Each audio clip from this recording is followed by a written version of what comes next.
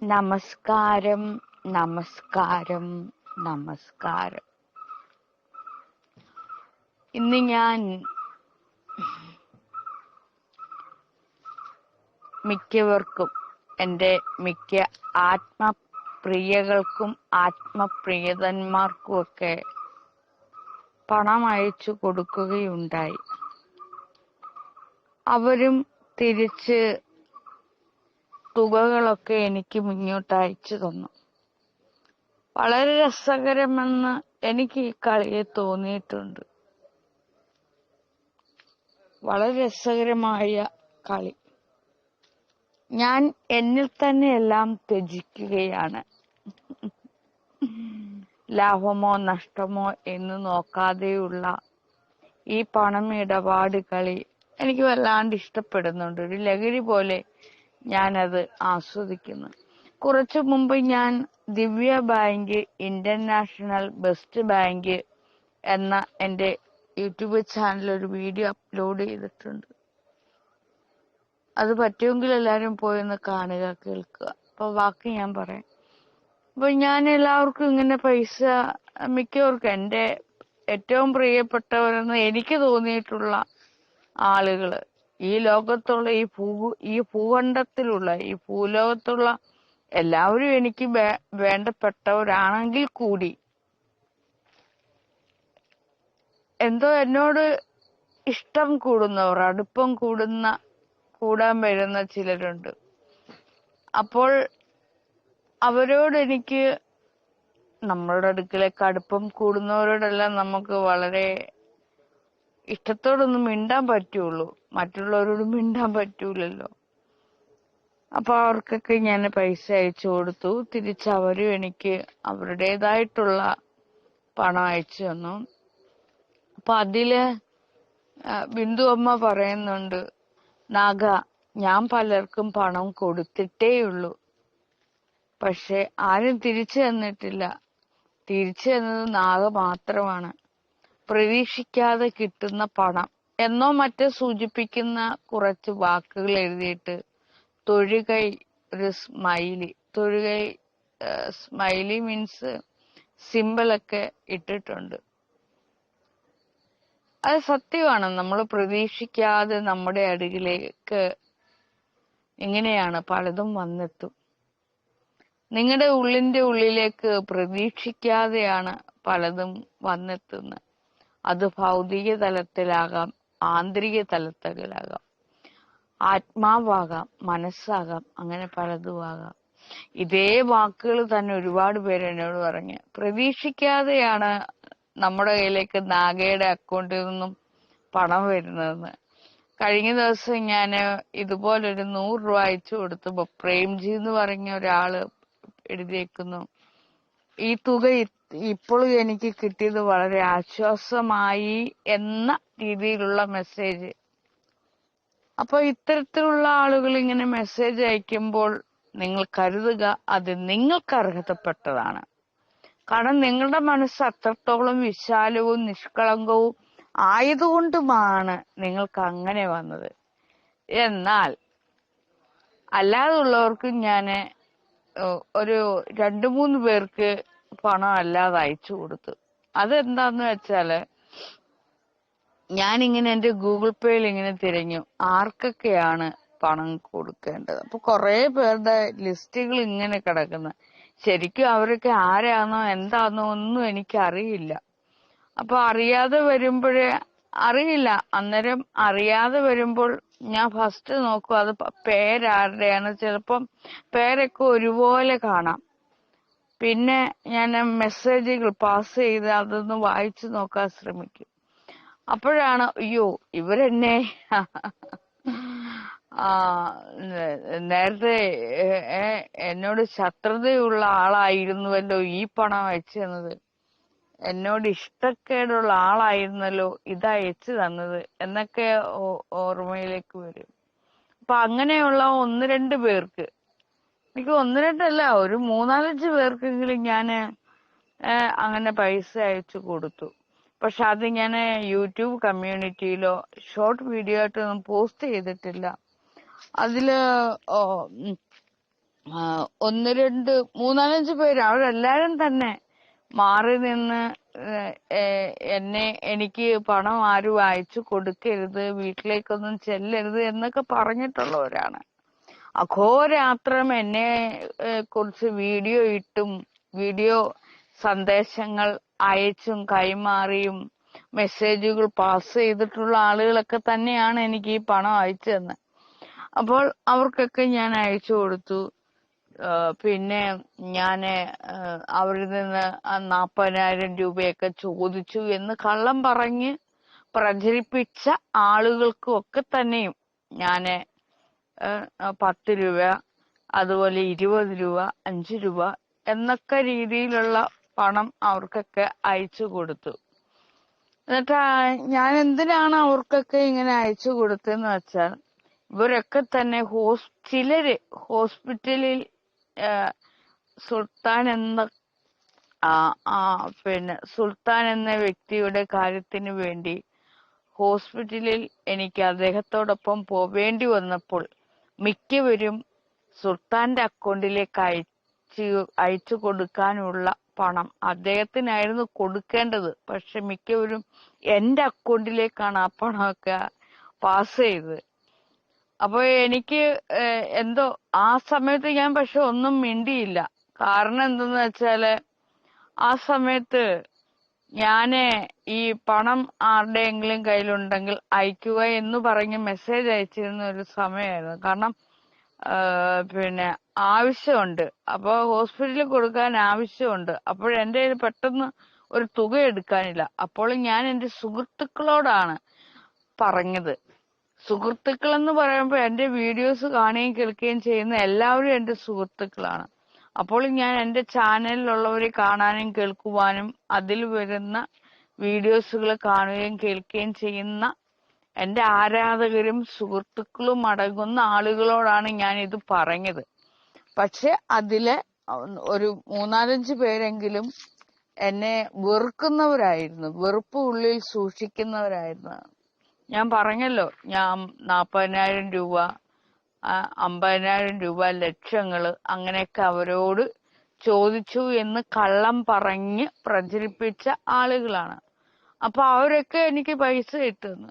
അപ്പൊ അവരുടെയൊക്കെ കയ്യിൽ നിന്ന് അന്ന് ഞാൻ വാങ്ങിച്ചപ്പോഴേ എനിക്ക് തോന്നി ഇവരുടെ ഒന്നും കയ്യിൽ നിന്ന് അന്ന് വാങ്ങിക്കണ്ടെന്ന്. പിന്നെ തോന്നി അവര് തരുവല്ലേ, വാങ്ങിക്കാം. കാരണം എന്താന്ന് വെച്ചാല് അന്ന് ഞാൻ എന്റെ ഉള്ളിൽ ഇങ്ങനെ പോയി, ഞാൻ അവരും കൂടി തിരിച്ചറിയണം, അവരാ പറഞ്ഞതൊക്കെ തന്നെയും ഇപ്പോഴാണ് അവർ ശരി ചെയ്യുന്നതെന്ന്. അതുവരെ അവർ ചെയ്തിരുന്നത് ശരിയായിരുന്നില്ല. ഞാൻ അവരോടും പണം വാങ്ങിച്ചിരുന്നില്ല, ചോദിച്ചത് പോലും ഉണ്ടായിരുന്നില്ല, അവരാരും എനിക്കും തന്നിരുന്നില്ല. പക്ഷെ യഥാർത്ഥത്തിൽ അവർ തരികയും യാഥാർത്ഥ്യം നടന്നത് ആ സമയത്താണ്. അപ്പോൾ അവരുടെ വിരലുകൾ തൊട്ട് കീബോർഡിൽ തൊട്ട് പണം അക്കങ്ങൾ ഇങ്ങനെ പോസ്റ്റ് ചെയ്ത് അവർ ആ നിമിഷം, അപ്പോഴാണ് യഥാർത്ഥ ജീവിതം അവർ അറിയുന്നത്. കാരണം അവരെ അതെനിക്ക് മനസ്സിലാക്കിക്കണമായിരുന്നു. ആ സമയത്ത് എനിക്ക് വേണ്ടാന്ന് പറഞ്ഞുകൊണ്ട് വിടുവാണെങ്കിൽ എനിക്ക് ഈ വീഡിയോയിലൂടെ മറ്റാർക്കും ഇത് പറയാൻ പറ്റില്ല. അപ്പോൾ ഞാൻ ഇടട്ടെ, എങ്കിൽ മാത്രമേ എനിക്ക് വീഡിയോയിലൂടെ അത് പറയാൻ പറ്റുള്ളൂ. കാരണം പിണങ്ങിയിരുന്നവര് എനിക്ക് അയച്ചു തന്നു. എന്നെ വീട്ടിൽ കയറ്റരുത്, അല്ലെങ്കിൽ എന്നെ എല്ലാവരും വെറുക്കണം എന്നൊക്കെ പറഞ്ഞ് പ്രചരിപ്പിച്ചവർ തന്നെ എനിക്ക് ഇതേ പണം അയച്ചു തന്നു എന്ന് എനിക്ക് സമൂഹത്തിന്റെ മുന്നാകെ പറയുക എന്ന് വെച്ചാൽ ബോധ്യപ്പെടുത്തി. ആരെയാണ് ബോധ്യപ്പെടുത്തേണ്ടത്? ഞാൻ എന്നെ തന്നെയാണ് ബോധ്യപ്പെടുത്തുന്നത്, പിന്നെ എന്റെ ശിഷ്യരെയും എന്നെ ഇഷ്ടപ്പെടുന്നവരെയും. കാരണം ഇങ്ങനെ മനുഷ്യരുണ്ട്, കുറെ നാള് മാറി നിന്ന് കൂട്ടം കൂടി ഇങ്ങനെ പറയും, പിന്നെ അവര് വേറെ ചെയ്യും, പ്രവൃത്തി വേറെ. അപ്പൊ മറ്റുള്ളവർ വിചാരിക്കും, നാഗയോട് വെറുത്തവരൊക്കെ ആ വെറുപ്പിൽ തന്നെ ഒതുങ്ങി നിൽക്കുകയാണെന്ന്. ഉള്ളിന്റെ ഉള്ളിൽ അവർ ഇപ്പോഴും അകൽച്ച പാലിക്കുന്നുണ്ടെങ്കിലും പണത്തിന്റെ കാര്യം വന്നപ്പോൾ ഇങ്ങനെ ചെയ്തു എന്ന് എനിക്ക് എല്ലാവരോടും പറയണം. കാരണം നമുക്ക് ആരെയും ഒന്നും ബോധിപ്പിക്കണ്ട എന്നുള്ള പരസ്യ ബോധിപ്പിക്കലാണ് യഥാർത്ഥ ബോധിപ്പിക്കല്. മനസ്സിലായോ? കാരണം നമ്മൾ പരസ്യമായിട്ട് ഇവിടെ ജീവിക്കുമ്പോൾ ആരെയും പിന്നെ നമുക്കൊന്നും ബോധിപ്പിക്കേണ്ടതില്ല. രഹസ്യമാക്കി വെക്കുമ്പോഴാണ് നമുക്ക് ബോധിപ്പിക്കേണ്ടി വരുന്നത്. ഞാൻ പറഞ്ഞ മനസ്സിലാവുന്നുണ്ടോ? പല കാര്യങ്ങളും നമുക്ക് ബോധിപ്പിക്കേണ്ടി വരുന്നത് എപ്പോഴാണ്? നമ്മൾ കള്ളത്തരം ചെയ്യുമ്പോൾ. പല കാര്യങ്ങളും നമ്മൾ ഒളിച്ചു വെക്കുമ്പോഴാണ് നമുക്ക് പലരും നമ്മളോട് ചോദിക്കുമ്പോൾ നമ്മൾ ഓരോ കാര്യങ്ങളും എണ്ണി എണ്ണി എണ്ണി ബോധിപ്പിക്കേണ്ടി വരുന്നത്. എന്നാൽ പരസ്യമായിട്ട് നമ്മളിവിടെ ജീവിക്കുമ്പോൾ നമുക്ക് ആരെയും ഒന്നും ബോധിപ്പിക്കണ്ട. മനസ്സിലായോ? അപ്പോൾ പിന്നെ ഇത് പരസ്യമായിട്ടുള്ള ജീവിതമാണ് എന്റേത്. അപ്പോൾ ഈ കാര്യം ഞാൻ എന്റെ ചാനലിലൂടെ ഇടുമ്പോ തന്നെ അവിടെ ഇനി പ്രത്യേകിച്ച് എനിക്ക് ആരെയും ബോധിപ്പിക്കേണ്ട കാര്യമില്ല. എന്നാൽ എനിക്ക് എല്ലാ കാര്യങ്ങളും ഇതിലൂടെ ഇടാനും പറ്റില്ല. കാരണം ഒരു ചാനൽ തുറന്നു വെച്ചോണ്ടിരിക്കുമല്ല, അതിൽ എന്തെങ്കിലുമൊക്കെ ഇടണ്ടേ. അപ്പോഴേ ഞാനാണെങ്കിൽ ഇന്ന് കുറെ പേർക്ക് പൈസ കൊടുത്ത് 10 രൂപ വീതം.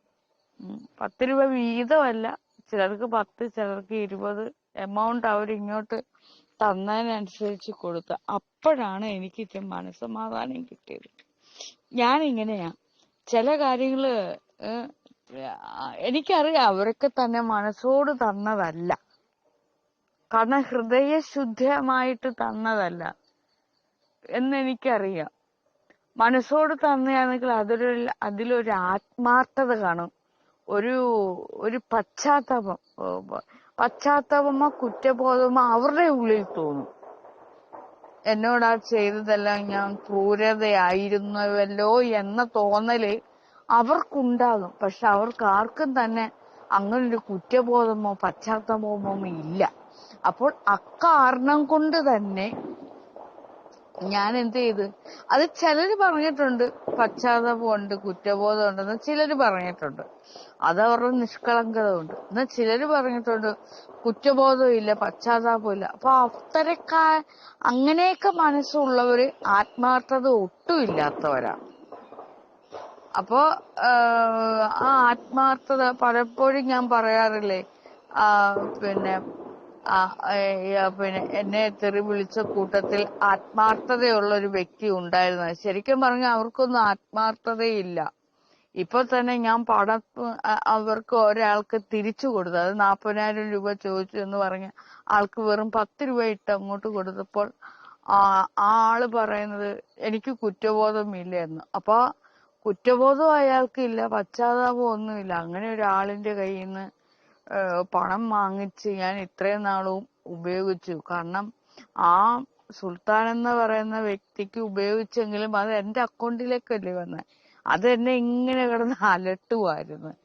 അപ്പോ ഒരു പശ്ചാത്താപമോ കുറ്റബോധമോ ഇല്ലാത്ത അങ്ങനെ ഒരു മനുഷ്യനിൽ നിന്നും ഞാൻ എന്തിന് പണം വാങ്ങിച്ചു, എന്തിന് പണം വാങ്ങിക്കണം എന്നുള്ളത് എന്നെ ഇങ്ങനെ അലട്ടിക്കൊണ്ടേയിരിക്കുകയായിരുന്നു 4-5 പേരിൽ നിന്നും. അപ്പോ അവരൊക്കെ ഇങ്ങനെ അയച്ചു. പക്ഷെ ചില ആളുകൾ പറഞ്ഞിട്ടുണ്ട് എനിക്ക് വല്ലാത്ത കുറ്റബോധം തോന്നുന്നു, പശ്ചാത്താപം തോന്നുന്നു. ശരിക്കും അവര് പാവങ്ങളാണ്. എന്നാ കുറ്റബോധവും ഇല്ല പശ്ചാത്താപവും ഇല്ല എന്നൊരാള്, അയാളുടെ ശരിയാണ് അയാൾ പറഞ്ഞു വെച്ചത്. പക്ഷെ അങ്ങനെയുള്ള ആളുകളുടെ പണം വേണ്ടെന്ന് എനിക്കും തോന്നി. അപ്പൊ അതൊരു സ്ത്രീയാണ്, മറ്റേതെല്ലാം പുരുഷന്മാരാണ്. 2-3 സ്ത്രീകളും 2-3 പുരുഷന്മാരും ഒക്കെ ഉണ്ട്. അപ്പോഴേ ഞാനും പറഞ്ഞു എല്ലാവരുടെ മുന്നിൽ 40,000 രൂപ ഞാൻ വാങ്ങിച്ചു എന്ന് കള്ളമൊക്കെ ചോദിച്ചു എന്ന് കള്ളമൊക്കെ പറഞ്ഞതല്ലേ, എന്നാ ഇരിക്കട്ടെ എന്ന് പറഞ്ഞു. അപ്പോഴാണ് അവർ പറഞ്ഞത് എനിക്ക് കുറ്റബോധമില്ല. എന്തിനു കുറ്റബോധം? അപ്പൊ അങ്ങനെയൊന്നും ഇല്ലാത്ത, യാതൊരു ആത്മാർത്ഥതയൊന്നും ഇല്ലാത്ത ആളുകളുടെ പണം ഞാൻ വെച്ച് അത്ര നാളും അനുഭവിച്ചല്ലോ എന്നുള്ള ആ ഒരു എന്തോ എന്നെ വല്ലാണ്ട് അലട്ടിയൊന്ന്. ഞാൻ 10 രൂപ 10, 20 അങ്ങനെയുള്ള പൈസ എല്ലാവർക്കും വീതിച്ചു കൊടുത്തു. എന്തായാലും ഞാൻ അതൊന്നും എന്റെ യൂട്യൂബ് ചാനലിൽ പോസ്റ്റ് ചെയ്യുന്നില്ല. അപ്പൊ അവർക്കൊക്കെ ഇങ്ങനെ പൈസ പിന്നെ എനിക്ക് അയച്ചു തന്നതിൽ നിന്നും ഒരു 10 രൂപയെങ്കിലും അവർക്ക് അയച്ച് അങ്ങോട്ട് കൊടുത്തപ്പോ എനിക്ക് ഇതിന്റെ മനസ്സമാധാനം കിട്ടി. എന്തോ അതുവരെ ഇങ്ങനെ നീറിപ്പുകയുമായിരുന്നു. ഏഹ് ഏഹ് കാരണമില്ലാതെ നീറിപ്പുകയുമായിരുന്നു. പക്ഷെ ഇപ്പൊ അതങ്ങനെ ആ നീറിപ്പുകച്ചില് മാറി കിട്ടി. ആ നീറിപ്പുകച്ചില് മാറിക്കിട്ടി. പിന്നെ പിന്നെ ഒരു ദയവും ഒന്നും ഇവരിൽ എങ്ങും തന്നെ ഇല്ല എന്നും എനിക്ക് മനസ്സിലാക്കാൻ കഴിഞ്ഞു. ദയവല്ല, എന്നോട് ദയവിന്റെ ഒരു കാര്യമില്ല എങ്കിൽ തന്നെയും പിന്നെ എന്താ അവർ മാതൃക കാട്ടാൻ വേണ്ടി ജീവിക്കുന്നവരാണ്. അല്ലാതെ അവർക്ക് സ്വന്തമായിട്ട് തോന്നി ചെയ്യുന്ന കാര്യമല്ല. അതായത് ഒരാളുടെ വാക്ക് ഇങ്ങനെയാണ്, ഇത് ഞാൻ തന്നപ്പോൾ മറ്റുള്ളവരും അങ്ങനെ ചെയ്യട്ടെ എന്ന് കരുതി തന്നതാണെന്ന്. അതായത് മാതൃക കാട്ടാൻ വേണ്ടി തന്നു, അല്ലാതെ അവരുടെ സ്വന്തം ആത്മാവറിഞ്ഞ് സ്വന്തം ഹൃദയശുദ്ധിയോടുകൂടി തന്ന പണമല്ല. അപ്പം മറ്റുള്ള യൂട്യൂബേഴ്സ് അതുപോലെ തരട്ടെ എന്ന് കാണിച്ച് മാതൃക കാട്ടിയതാണ്. ആരെ മാതൃക കാട്ടാനാണ്? അപ്പൊ എനിക്കെന്തോ അത് അങ്ങോട്ട് ഇഷ്ടപ്പെട്ടില്ല. അതുകൊണ്ട് തന്നെ അവർ തന്ന തുക എനിക്ക് അതുപോലൊന്നും കൊടുക്കാൻ എനിക്ക് പറ്റത്തില്ല. അത് ഞാൻ കൊടുക്കൂല. പക്ഷെ കൊടുക്കൂലെന്ന് വെച്ചാൽ ഇപ്പൊ എനിക്ക് ആ തുക കൊടുക്കാനില്ല. പക്ഷെ ഒരു 10 രൂപയെങ്കിലും അവർക്കൊക്കെ കൊടുക്കാൻ കഴിഞ്ഞപ്പോ എന്തോ ഒരു ആശ്വാസം, വല്ലാത്തൊരു മനസ്സമാധാനം കിട്ടിയതുപോലെ. എന്തോ ഒരു ആശ്വാസം എന്നിൽ ഇങ്ങനെ. ഞാനിങ്ങനെ ആരെങ്കിലും എനിക്ക് എന്തെങ്കിലും തരുന്നുണ്ടെങ്കിൽ ഞാൻ അതിന്റെ പകരമായിട്ട് എനിക്ക് കൊടുക്കണം. കൊടുത്തിരിക്കും ഞാന്. കൊടുത്തില്ലെങ്കിൽ അത് ഹൃദയത്തിൽ കിടന്ന് ഇങ്ങനെ കിടന്ന് വീർപ്പ് മുട്ടും, മനസ്സ് കിടന്ന് വീർപ്പ് മുട്ടും, പിന്നെ ഉറങ്ങാൻ കഴിയില്ല. അപ്പോഴേ ഞാനിങ്ങനെ ആ ലിസ്റ്റ് നോക്കിയപ്പോൾ ഇങ്ങനെ കുറച്ച് പേരുടെ പേര് കണ്ട്. അപ്പോൾ ഞാൻ കൊടുത്തു. ആ ലിസ്റ്റ് നോക്കിയപ്പോഴാണ് എനിക്ക് എന്നെ അലട്ടിയത്. അതുവരെ ഇത്രയും നാൾ എന്നെ അലട്ടിയിരുന്നില്ല. കാരണം ഞാൻ ലിസ്റ്റുകളൊന്നും നോക്കിയിരുന്നില്ല. ആ ലിസ്റ്റ് നോക്കിയപ്പോ ഈ പേര് കണ്ടപ്പോ മനസ്സിനെ വല്ലാതെ എനിക്ക് അലട്ടാൻ തോന്നി. എന്നെ ഇങ്ങനെയൊക്കെ പറഞ്ഞ് അവരുടെ കയ്യിൽ നിന്ന് ഞാൻ പണം വാങ്ങിച്ചല്ലോ എന്നുള്ള ആ തോന്നൽ എന്നെ അലട്ടാൻ തുടങ്ങി. തന്നിൽ അവിടെയൊക്കെ ആ സെന്റൻസുകൾ, ആ എഴുത്തുകൾ എന്നെ വല്ലാണ്ട് പിന്നെ മാനസികമായിട്ട് എനിക്ക് അടുപ്പം കൂടാൻ വീണ്ടും എനിക്ക് അടുപ്പം കൂടാൻ എനിക്ക് അവരോടൊന്നും തോന്നുന്നില്ല. അപ്പോഴേ ഞാൻ കാരണം എന്ന് വെച്ചാൽ അങ്ങനെയാണ്, അവരുടെ സ്വഭാവം മാറില്ല എന്ന് എനിക്ക് മനസ്സിലാക്കാൻ കഴിഞ്ഞു. അതുകൊണ്ട് ഞാന് കൊടുത്തു. പണം തിരിച്ച് അങ്ങനെ കൊടുത്തപ്പോ എന്തോ ഒരു ആശ്വാസം. ഉള്ളിന്റെ ഉള്ളിൽ നിന്നും എന്തോ ഒന്ന് ചിറകടിച്ചു പോയതുപോലെ, എന്തോ ഒരു ഇരുളി ചന്തകാരം പോയി അവിടെ വെട്ടം വീണതുപോലെ.